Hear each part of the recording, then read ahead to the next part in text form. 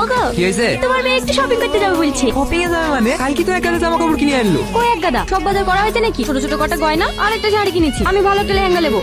লে ধর, আজিজকে সঙ্গে গেলি যাস।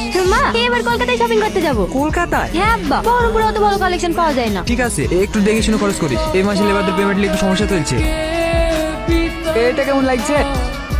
জি, তো চয়েস বলতে কোনো জিনিসই নাই। দিদি একটু ভালো দেখে দেখেন না। এইটা দেখুন দিদি। দেখো মা, এই লেহেঙ্গা ডিজাইনটা অনেক সুন্দর তাই না? হ্যাঁ, কাপড়টাও বেশ ভালো। এটাই নিলে আর এত খোঁজাখুঁজি করতে হবে না। তাহলে এটাই প্যাক করে দেন। স্যার বিল ক্যাশে করবেন না কার্ডে? কার্ডে 97,000 টাকা বিল? হ্যাঁ আব্বা বলো, তোরা কি পুরো মল কিনে আনছিস নাকি? আমি কি করবো, ওরা মামিতে তো সব বাজার করছে। ঠিক আছে, ওদের কিনে তাড়াতাড়ি বাড়ি আয়।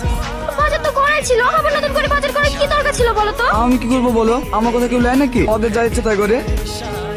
মা দেখো, এই নেকলেসটা অনেক সুন্দর না? আমাকে কিনে দাও না। গয়না তো অনেকই কিনা হয়েছে, আবার নেকলেস কি করবা? তোমার বাবা তো মান সম্মান বলে কিছুই নাই, তাই তোমাকে খালি হাতে পাঠিয়ে দিয়েছে। সাথী, এসব কি বলছিস তুই? আমি তো ঠিকই বলছি আব্বা। আমি যদি খালি হাতে শ্বশুর বাড়ি যাই তাহলে কি তোমাদের মান সম্মান থাকবে বলো?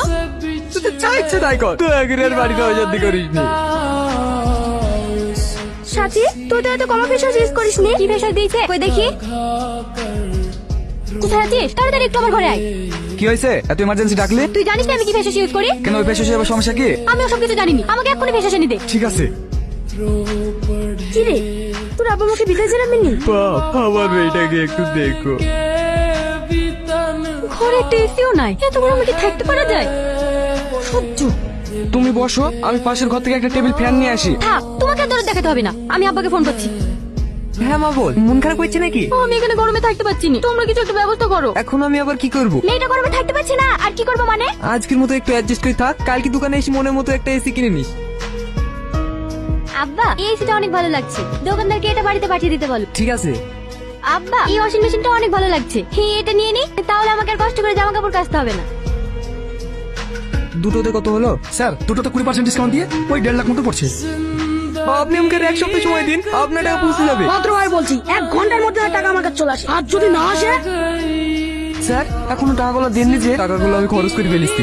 তাহলে ওকে কি দেবেন? লেবারদেরকে দেওয়ার জন্য যে টাকাগুলো রেখেছো ওগুলো দিয়ে এখন কাজ চালিয়ে নাও। ঠিক আছে স্যার। আব্বা, তোমার সাথে একটা কথা ছিল। আমার একটু শরীর খারাপ করছে, তোকে একটু পরে ফোন করছি মা। আর শোনো না, তোমরা যে গাড়িটা দিয়েছো ওটা আমার ভালো লাগছে না। 1000 টাকা দাও, একটা নতুন বাইক নেব। কিছু বলছো না যে? হ্যালো আব্বা, হ্যালো। ওগো তোমার কি হলো? এরকম করছো কেন? বাবা তাড়াতাড়ি আয়, তোর আবার কি হয়েছে দেখ। আব্বা কি হয়েছে তোমার? আব্বা কথা বলো আব্বা।